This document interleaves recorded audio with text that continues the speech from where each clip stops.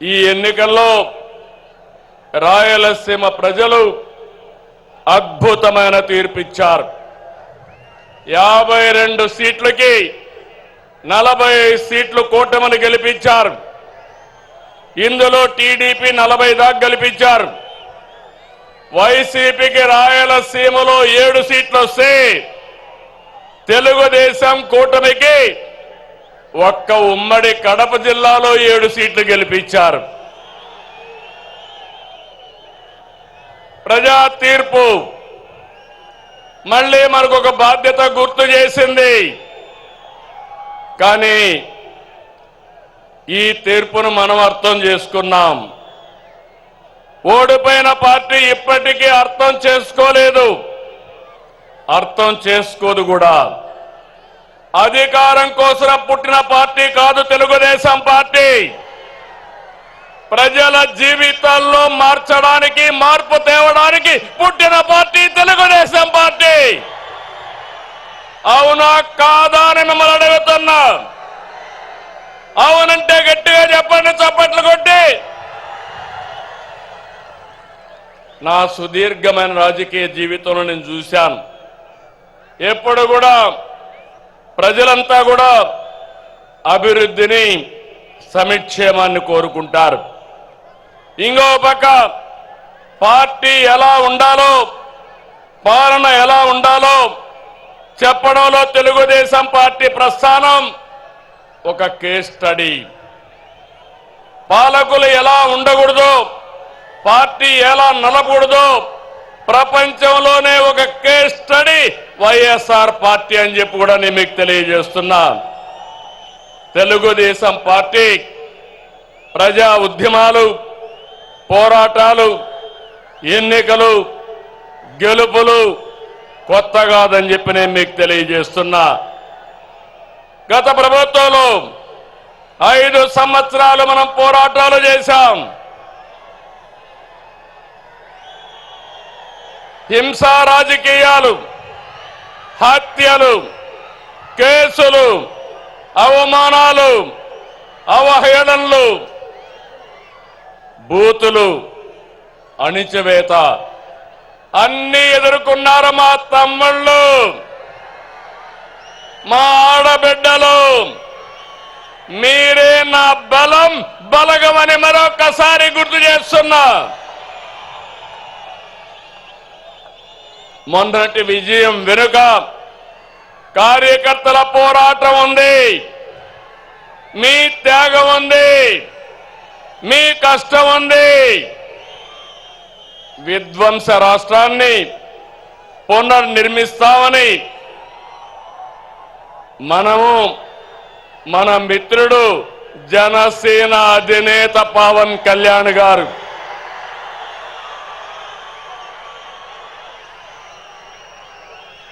అదే మరిగా నరేంద్ర మోడీ గారి నాయకత్వంలో ఉన్న బీజేపీ ముగ్గురు కలిశాం, కూటమి ఏర్పాటు చేశాం. తమ్ముళ్ళు, అది చేస్తే దాని ప్రభావం అంతా ఇంత కాదని మరొకసారి విజ్ఞప్తి చేస్తున్నా. 94% స్ట్రైక్ రేట్, 57% ఓట్ షేరు, అదిరిపోయే మెజారిటీలు. ఒకప్పుడు ఎన్నికల అసెంబ్లీ అంటే 10,000, 15,000 మెజారిటీ వచ్చేది.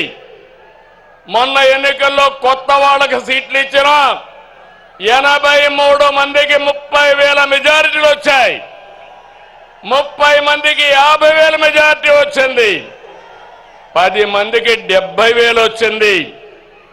ముగ్గురికి 90,000 పైన మెజారిటీ వచ్చిందంటే ఇక్కడే గాజువాక ఎమ్మెల్యే పల్లా శ్రీనివాస్ ఉన్నాడు.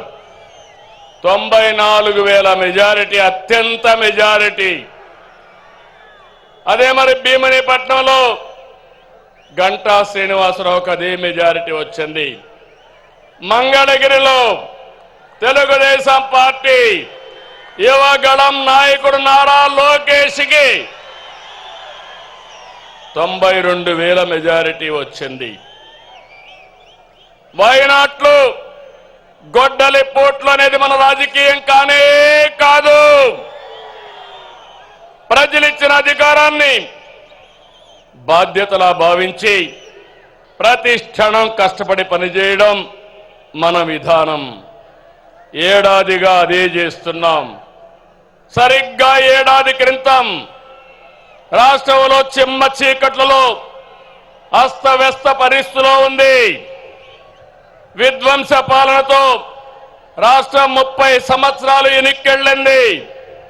తమ్ముళ్ళు 10 లక్షల కోట్ల రూపాయల అప్పులు, 1,20,000 కోట్ల రూపాయలు బకాయిలు, వడ్డీని 40,000 కోట్లు సంవత్సరానికి. ఇది కాకుండా అసలు కట్టాలి. మళ్ళా మీ అందరికీ పనులు చేయాలి.